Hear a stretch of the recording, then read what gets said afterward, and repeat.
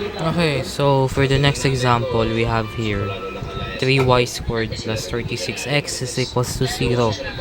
We need to know kung paano natin maaalis tong 3. So basically, i-transfer muna natin tong 36x, then i-divide natin by 3 para matanggal yung 3 sa y squared. So 3y squared over 3, negative 36x over 3. So y squared is equals to 12. Yan, 12x. Now, hahanapin natin yung vertex. Pero bago natin hanapin yung vertex, let's find out yung focus, value ng focus. So basically, we're just going to divide since 12x, negative 12x, so kagaya ng ginawa natin kanina, dito 4p over 4, so negative 12 over 4. So kung gusto nyong hanapin yung value ng focus, palagi ito yung gagawin nyo. Okay, 4p over 4 is equals to ano man yung value nito over 4. Yun lang naman ang kailangan. So basically, p is equals to negative 3. So hanapin naman natin yung vertex. Yung vertex is, so ito na, 0, 0 pa rin kasi isang term lang naman meron tayo. Next yung LR. We need to find the latus rectum na value. So kaya na ulit ng ginawa natin kanina, absolute value of 4p. Ano yung value ng 4p ng p natin? Negative 3. So 4 times negative 3 to negative 12. Absolute value of negative 12 is 12. So ito na yung value ng LR natin. Okay. Tuwing hahanapin nyo yung latus rectum na value, ito yung gagawin nyo palagi, 4p. Pero para magawa mo yan, kailangan mo yung value ng p, which is itong 4p over 4 is equals to ito, kung ano man yan, negative over 4. Okay, ganun lang yun. Okay, pwede na natin to i-graph para malaman yung mga coordinates. Ano yung vertex natin? 0, 0. Ganun pa rin naman. Okay, 0, 0. Ano yung focus natin? Ano yung negative 3. Ito yung value natin. Pero since x to, so sa left and right tayo. So negative 3 to. Okay, since nasa x tayo, negative 3 yung focus natin. Dito tayo. Ilan tayo?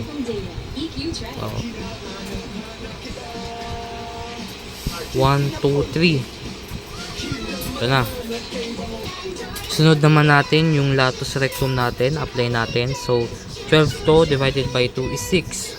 So latus rectum natin, yung dominant, so gagawin natin ngayon is sa x.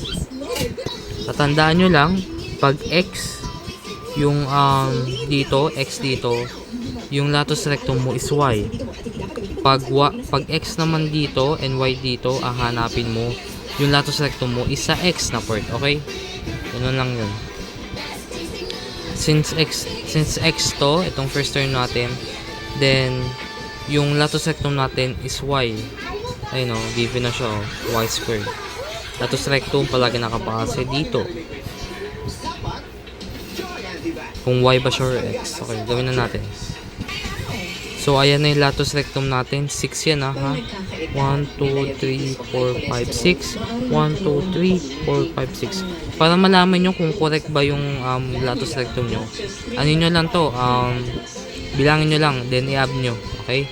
So lagyan na natin ng drawing. Medyo pangit lang ha. O yan. Ito na yung ano natin, parabola. Ano yung opening natin? Opening, OP. So kanina, ito yung ano natin, yung standard form. Ang standard form natin is nasa y squared tayo and negative. So left tayo, left tayo. Okay, left. So, left tayo.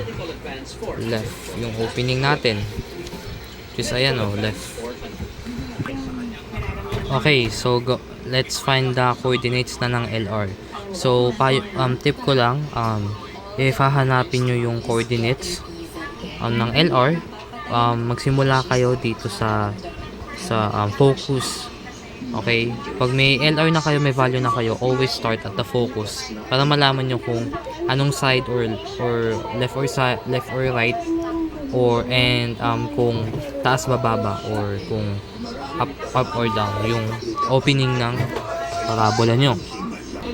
So ito na yung coordinates ng latus rectum natin, negative 3, 6 and negative 3, negative 6. Yung focus natin is ito, negative 3, 0. Now, yung directrix naman, okay, directrix. Kung saan man nakaharap yung parabola nyo, kunyari dito nakaharap, then dito yung directrix. Pag sa right nakaharap, dito yung directrix. Parang likod lang talaga. Okay? So, yung focus natin is negative 3. Ano yung opposite ng negative 3? Then 3.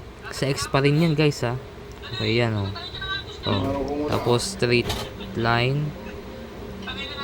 Yan na. Directrix is equals to x equals to 3. Ayan. So, next naman, yung AOS. Ito yung last. Axis of symmetry. What I've talked about earlier, para mahanap yung axis of symmetry, kailangan mo tignan tong y squared or kung x squared.